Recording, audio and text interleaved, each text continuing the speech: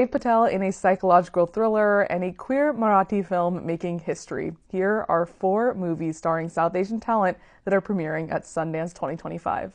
Bubble and Squeak, a famous British side dish that consists of fried potatoes and cabbages, is a comedy starring Himesh Patel, who you may recognize from Max's new original series, Franchise.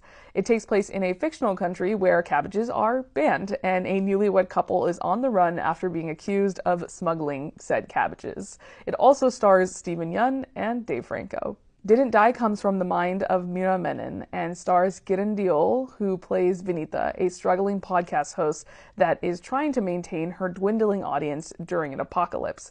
This zombie thriller and moving drama explores the emotional toll of living through a civilizational crisis. Dev Patel is back, and this time in a British psychological thriller set in 1973.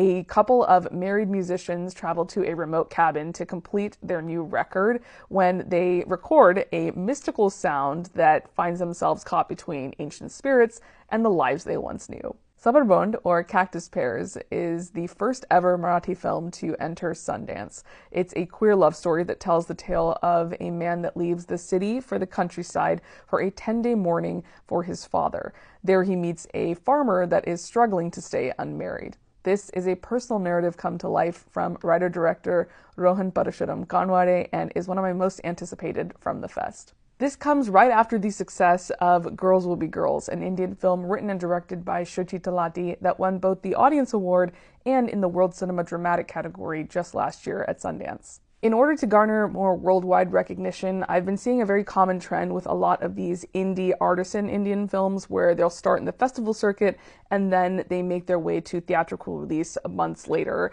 obviously to be qualified to be nominated for these bigger award shows like the Globes or the Oscars. But it's really fun getting to see all the hype and accolades that they receive at these festivals around the world.